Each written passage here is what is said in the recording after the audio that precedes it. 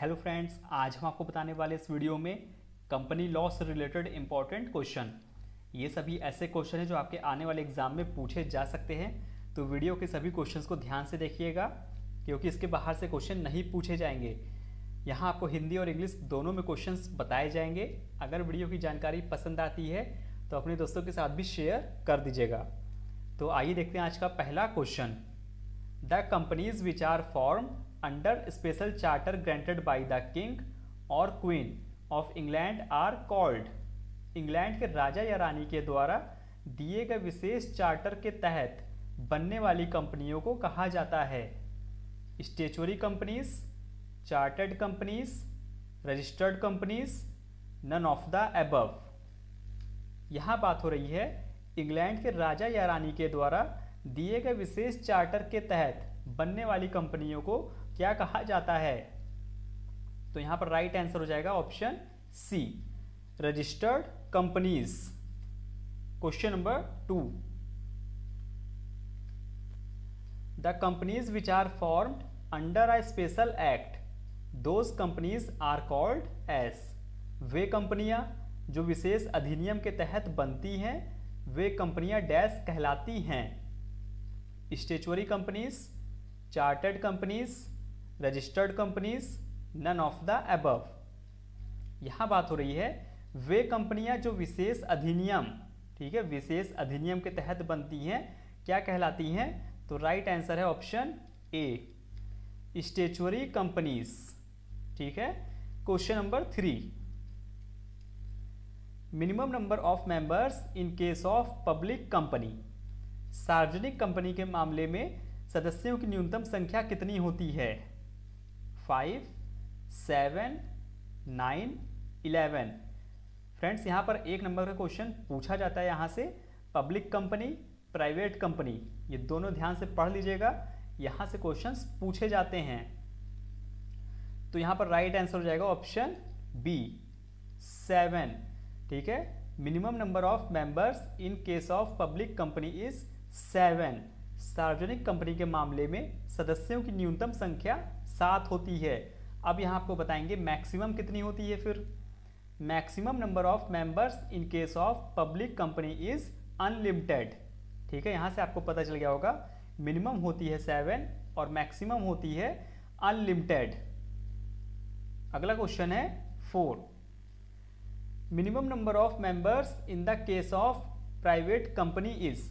अब देखिए यहां पर बात हो रही है प्राइवेट कंपनी की। प्राइवेट कंपनी में कितने सदस्य होते हैं कम से कम। 7, 1, 2, 9। निजी कंपनी के मामले में सदस्यों की न्यूनतम संख्या कितनी होती है। तो यहां पर सही आंसर हो जाएगा ऑप्शन सी। कितनी होती है फ्रेंड्स, 2। अब यहां बात करेंगे मैक्सिमम कितनी होती है। फिर maximum number of members in the case of private company is 200। ठीक है, कितनी होती है प्राइवेट में, 200। मैक्सिमम और मिनिमम होती है 2। Question number 5। दोस्तों वीडियो के सभी क्वेश्चंस को ध्यान से देखिएगा, ये सभी ऐसे क्वेश्चन हैं जो आपके आने वाले एग्जाम में पूछे जा सकते हैं।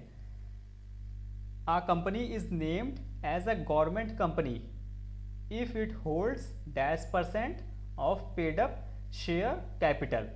एक कंपनी को सरकारी कंपनी के रूप में नामित किया जाता है यदि उसके पास चुकता शेयर पूंजी का %% होता है। More than 20%, more than 35%, more than 40%, more than 50%। यहां बात हो रही है एक कंपनी को सरकारी कंपनी के रूप में नामित किया जाता है यदि उसके पास चुकता शेयर पूंजी कितने प्रतिशत होने चाहिए फ्रेंड्स। तो राइट आंसर है ऑप्शन डी, कम से कम होने चाहिए उसके पास 50%। ठीक है, मोर देन 50% होने चाहिए। Question number 6।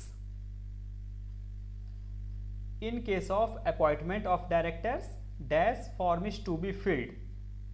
निदेशकों की नियुक्ति के मामले में डैश फॉर्म भरना होता है। Form 29, form 32, form 18, none of the above. In case of appointment of directors dash form is to be filled. कौन सा फॉर्म भरना होता है यहाँ पर? तो सही आंसर हो जाएगा ए, फॉर्म 29। ठीक है, अगला क्वेश्चन है 7। दोस्तों आपको बताना चाहेंगे, अगर आप इन सभी क्वेश्चंस को पीडीएफ फॉर्म में भी देखना चाहते हैं तो आप हमारे टेलीग्राम चैनल को ज्वाइन कर लीजिए, जिसका लिंक इस वीडियो के डिस्क्रिप्शन में दे दिया गया है। वहां आप इस पीडीएफ को फ्री में डाउनलोड कर सकते हैं, यानी इन सभी क्वेश्चंस को आप पीडीएफ फॉर्म में भी आराम से पढ़ सकते हैं। तो फटाक से सभी लोग टेलीग्राम चैनल ज्वाइन कर लीजिए हमारा।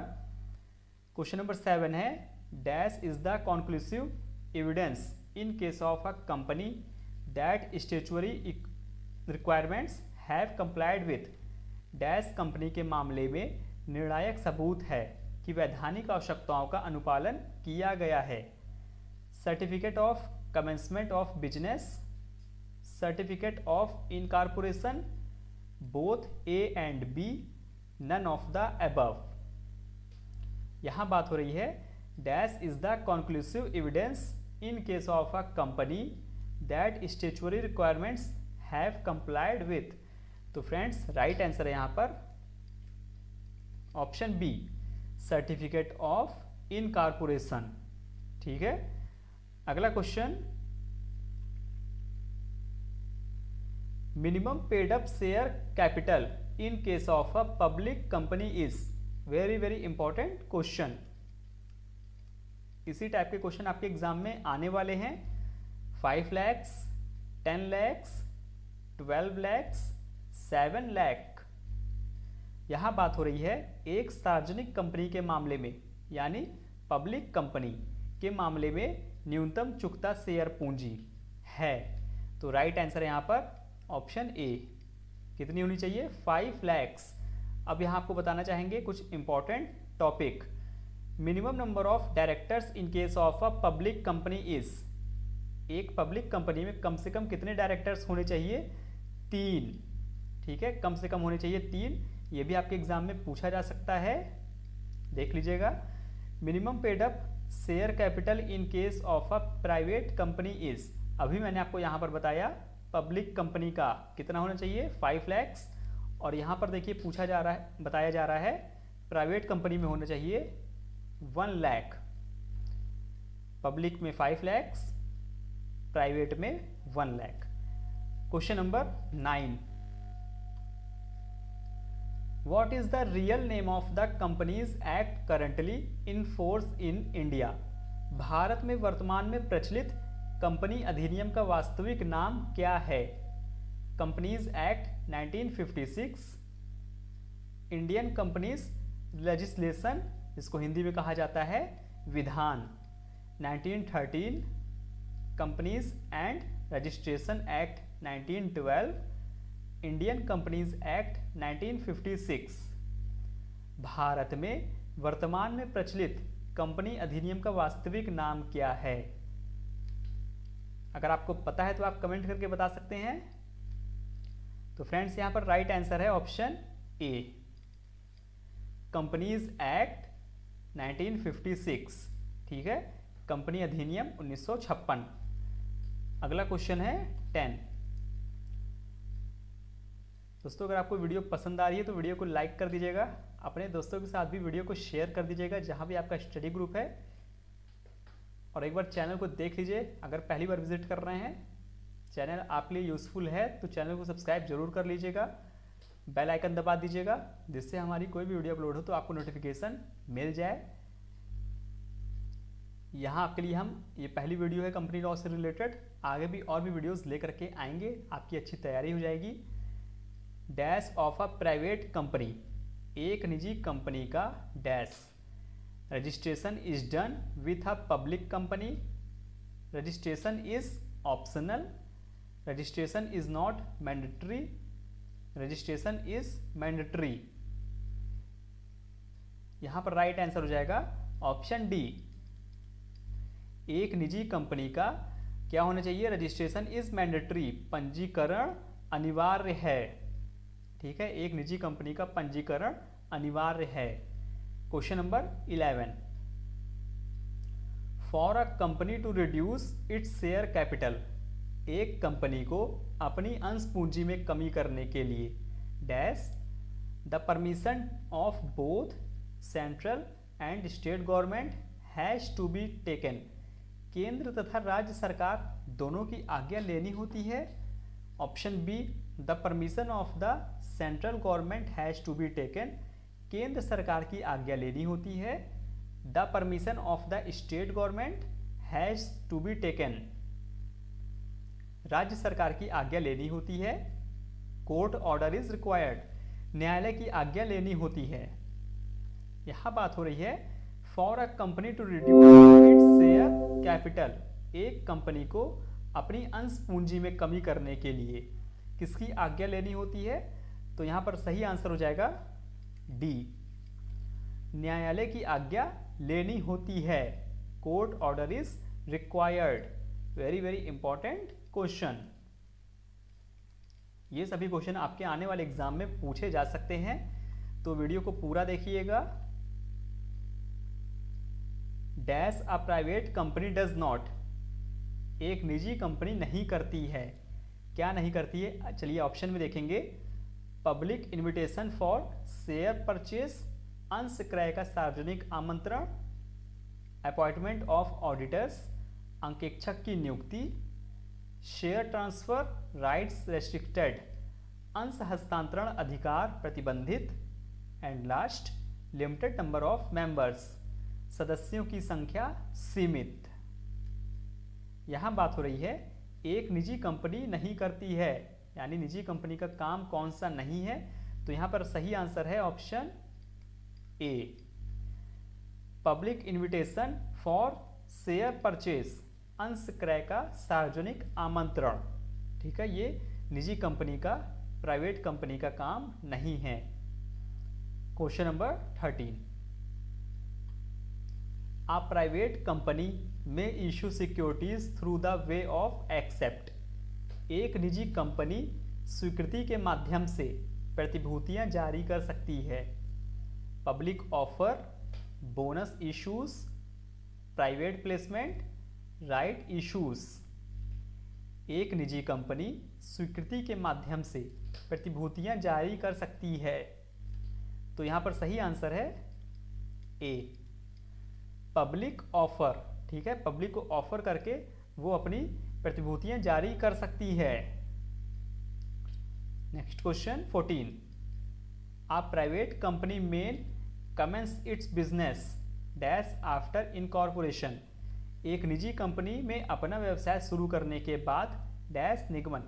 फ्रेंड्स, यहां पर बात हो रही है एक निजी कंपनी, ठीक है, जिसका इनकॉर्पोरेशन के बाद कितने दिन बाद वो अपना बिजनेस स्टार्ट कर सकती है? After 10 days, after 12 days, immediately, after 15 days. तो यहाँ पर सही आंसर है ऑप्शन सी, इमीडिएटली। ठीक है, एक निजी कंपनी में अपना व्यवसाय शुरू करने के बाद निगमन कब कर सकती है? तुरंत, immediately. Question number 15, once the registrar receive the information and company registration papers, registrar issues a dash in the prescribed form, एक बार जब रजिस्ट्रार सूचना और कंपनी पंजीकरण प्राप्त कर लेता है तो रजिस्ट्रार ने निर्धारित प्रपत्र में एक डैश जारी किया। ऑप्शन ए, AOA, इसका फुल फॉर्म होता है articles of associations. Option B, certificate of incorporation. Option C, MOA, जिसका फुल फॉर्म होता है memorandum of association. Last, certificate of application.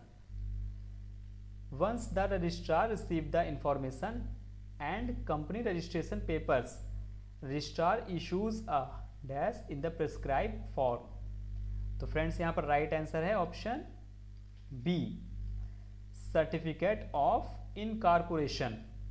ठीक है फ्रेंड्स, इसको देख लीजिएगा ध्यान से। AOA, MOA आने वाले एग्जाम में पूछा जा सकता है। Articles of association, memorandum of association. तो फ्रेंड्स, आज की वीडियो यहीं तक थी। 50 क्वेश्चन आपके लिए लेकर के आए थे। तो अगर वीडियो पसंद आई हो तो वीडियो को लाइक कर दीजिएगा, सब्सक्राइब कर लीजिएगा हमारा चैनल, अगर आपको अच्छा लगे बेल आइकन दबा दीजिएगा, जिससे हमारी कोई भी वीडियो अपलोड हो तो आपको नोटिफिकेशन मिल जाए। अपने दोस्तों के साथ ज़्यादा से ज़्यादा वीडियो को शेयर करिएगा। आपके मन में किसी प्रकार का प्रश्न है, कुछ हमसे पूछना चाहते हैं तो आप हमें कमेंट करके बता सकते हैं, सभी कमेंट का रिप्लाई मिलता है।